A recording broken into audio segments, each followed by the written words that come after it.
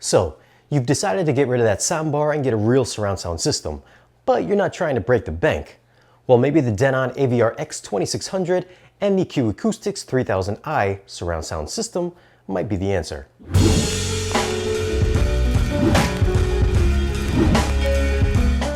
What's up guys? If it's your first time here, we discuss all things audio and video, from new movies to new audio gear like this home theater system. So if you haven't already, hit the subscribe button for new weekly videos. Alright, now here's the deal. I've been reviewing a lot of expensive home theater products lately, and I know a lot of the stuff is out of the reach for the average buyer. So I thought it'd be a great idea to feature a system that's slightly above entry level and doesn't require a ton of spare change. So I chose the Denon X2600 for its affordability and its brand pedigree, and a speaker system that might not be as popular as other big name brands, but one I think that sounds just as good, if not better, for the price point. Sure, I know this is only a 5.1 speaker setup, so it won't have enough speakers to do the full 7.2 Atmos DTS-X configuration. But hey, I wanted to keep it affordable for those folks just starting out. With all that said, let's get this stuff unboxed, hooked up, and we'll take a closer look at the performance. Inside, we get some documentation, Wi-Fi and Bluetooth antennas, along with speaker labels. Here's the high-quality microphone stand, and here's the Odyssey microphone. And lastly, we have the remote control and the batteries. The Denon AVR-X2600H retails for $800, but it can be had for about $650 at the time of this video. Taking a look up front, it's got the classic Denon aesthetics. Your source selection knob is on the left, with the volume knob on the right. The display is dead center with buttons underneath for tuner presets, Zone 2 power and source selection, front display dimmer, a status button, and quick select inputs. Underneath the buttons is a 1/4-inch headphone jack, Odyssey microphone input, and HDMI in and a USB input. Around back are 3 digital audio ins, 1 coax and 2 optical. There's an Ethernet input and 7 HDMI ins with support for EARC. There's a few legacy connections, such as component and composite inputs, and there are binding posts for 7 speakers and 2 subwoofer outputs.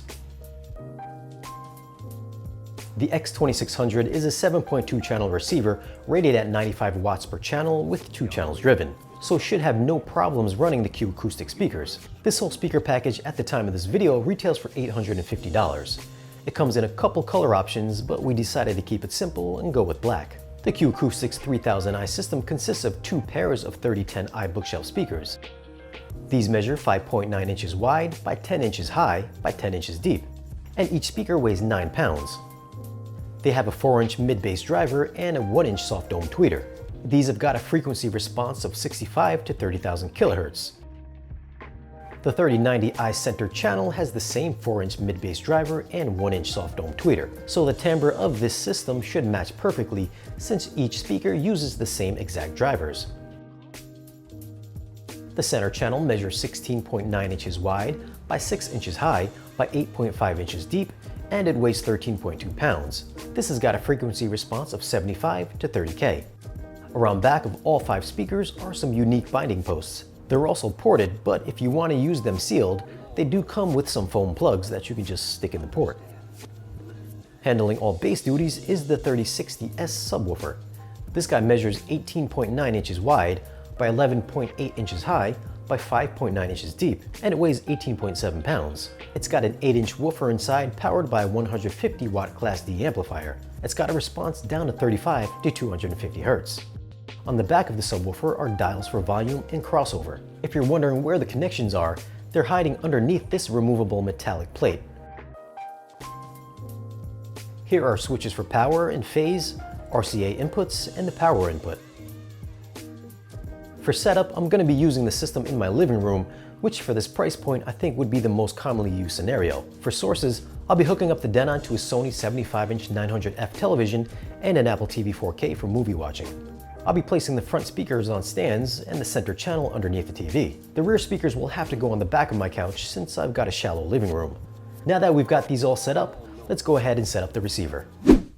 This is going to look very familiar if you're coming from a Denon or Marantz AVR or a Pre-Pro, so I'm going to try and go through this as quick as possible. This is just the quick setup procedure when you first power it on. It'll walk you through a little checklist of what to look for before getting started. This screen here will guide you through the speaker setup and layout. All you've got to do is choose the correct setup that you've got. It'll ask if you've got a center channel and what kind of height speakers or Atmos enabled speakers you have.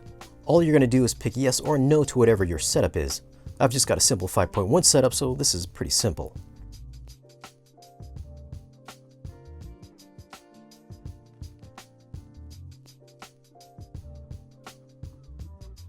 Here's the Odyssey calibration section.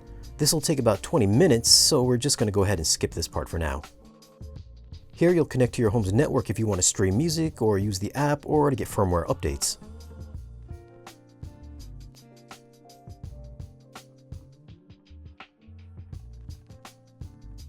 Now it'll ask if you're connecting to your TV and what input you want to use, and it'll ask if you want to share your usage data with Denon.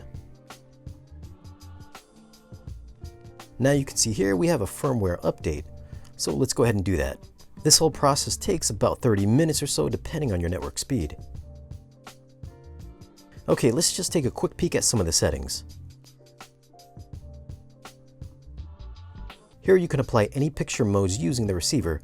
I'd normally keep this off and rely on the TV. Here are the HDMI options. Pass-through will let you still watch whatever source you select here while the receiver is turned off. HDMI control will let you control some parts of the receiver if you're using your TV remote or some other device's remote. Alright, for output setting, you can specify if you want your video to go out to just HDMI 1 or HDMI 2 if you've got a second zone. Keep in mind you will have to keep this on auto if you want the user interface to show over whatever you're watching, so things like the volume level and sound format will show up over top of whatever movie or show is playing.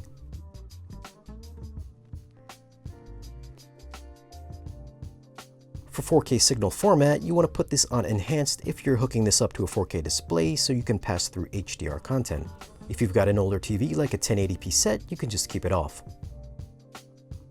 For TV format, if you're in the US, keep it on NTSC. Under inputs, it's pretty basic stuff like assigning what connection goes to a specific input and hiding sources or renaming sources.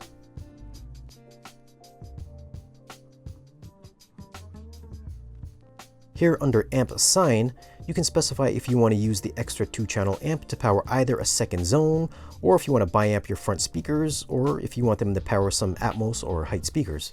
Again, this is dependent on your layout.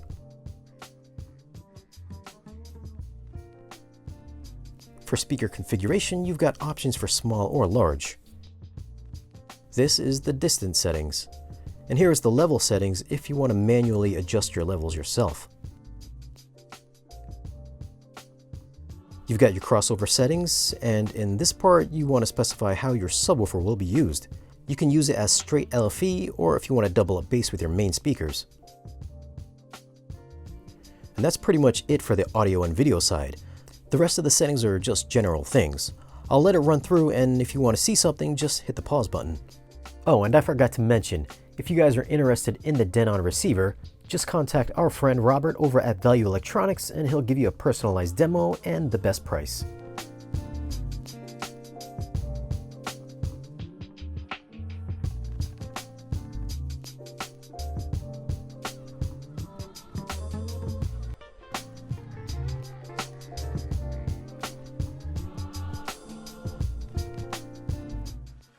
I know, enough of the technical stuff. How's the system actually sound? Well, the first thing I noticed was how forward the front soundstage was, meaning that virtual depth that can seem to come from behind the speakers wasn't all that present here. Sound effects coming from the left and the right of the 3010s, however, did present themselves in a medium level of outwardness, so soundstage was wider rather than deeper. Sound movement between all 5 channels was perfect, thanks to having every single driver in each speaker being identical, which is very important when putting together a home theater system. When a car races across the screen or towards the back of the room, you want the effect to sound the same as it moves from speaker to speaker. It's called timbre matching, and this system is timbre matched perfectly. As far as how detailed these guys sounded, I've heard better of course, but they were able to render some of my favorite soundtracks pretty close to my reference system. A Quiet Place, which I think is one of the better, quieter movies with some subtle atmospheric sound effects, was full of those little nuances like wind blowing or the crunching of sand underneath the character's feet. One thing that I really liked was how the soft dome tweeters were able to handle some of those harsher vocals when I rewatched the 4K version of Fury. There's a few instances where one of the guys were yelling, and on certain center channels, the vocals will tend to break up. On the 3090i, vocals remain smooth at all times.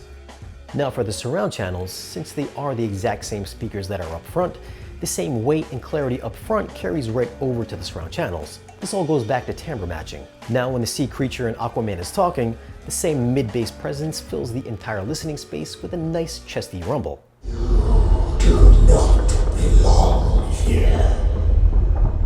I have guarded the trident against false kings since the beginning. And of course, to help augment that mid-bass is the space-friendly subwoofer. To be honest, I was expecting soundbar levels of uncontrolled boominess, but I was pleasantly surprised at how articulate this little sub is. No, it's not going to handle the opening of Edge of Tomorrow without exploding, but the tactile feel this throws out during the tank battle in Fury destroys just about every soundbar subwoofer that I've heard in my living room. As mentioned, this won't go to infrasonic levels, and I was able to make it bottom out a few times when I cranked the volume to max. But if you keep your expectations in check, I think you'll find this is a very capable subwoofer for its very small size. Now these speakers won't make a sound without some decent power behind them, which is where the Denon 2600 comes into play. This is a Dolby Atmos DTS-X capable receiver, but since this is only a 5.1 speaker package, I couldn't test out the height channel decoding. But if it performs like any of their other receivers, I doubt there'd be any issues. As far as driving the Q Acoustics, the 2600 performed like a champ. I never felt like the speakers were ever gonna gas out, and there always seemed to be extra power on tap. Of course, these are small bookshelf speakers, so these aren't the most demanding power-wise. If you're planning on driving larger speakers, you may want to move up to something more powerful. Now I did set all channels to large just to see how running all 5 speakers would sound without a subwoofer. The Denon made the speakers sing with great overall dynamics. There was excellent punchiness with a crispy, detailed high end. There is a little softness up top, but I'd attribute that to the soft dome tweeters. Surround decoding in 5.1 was seamless with smooth channel movement. Setup is a fairly simple process, as you might have noticed from earlier on, and this thing does pack a lot of features for its price. It's got voice control using Google, Amazon Alexa, and Siri if that's something you find useful, and it's got Bluetooth and network streaming either through apps or the Helio system. It's also got Odyssey XT32 on board if you want to do room correction. I'm not the biggest fan of Odyssey, but it can help to smooth out your response in your room. Just be prepared to readjust your subwoofer levels because it always seems to suck the life out of the LFE channel. At least it always does for me. So final thoughts on this system as a whole. I thought it performed fantastic in my living room. The Denon performed as expected without any problematic bugs that I noticed, and there were always extra power reserves whenever the speakers demanded it. The Q Acoustics system sounded better than its price would suggest, and there's a good possibility they could sound even better with higher end equipment. And yes, they do sound better because I hooked them up to my audio control Rotel combo. These have got a nice wide soundstage, albeit a little shallow from what I heard, and this little subwoofer packs a big punch.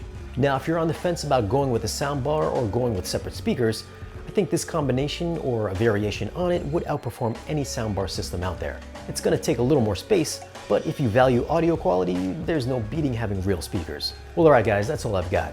If any of you have tried out this receiver or heard this speaker package, let us know your thoughts on how they perform down below. You can find us on social media, and if you want to support the channel and get exclusive updates or want to request a video, then stop by our Patreon page. Oh, and I've got one more thing I forgot to mention. I think I'm at something like 26,000 subscribers. If you guys like and share the crap out of this video and help us get to 40,000 subscribers at the end of the year, I'll give one lucky winner this entire Q Acoustics speaker package. That's 4 bookshelf speakers, 1 center channel, and 1 subwoofer. And I'll even pay for shipping. So that's 40,000 by the end of the year. I'm pretty sure we can do it. As always, like, share, and subscribe, and we'll see you guys again in the next one.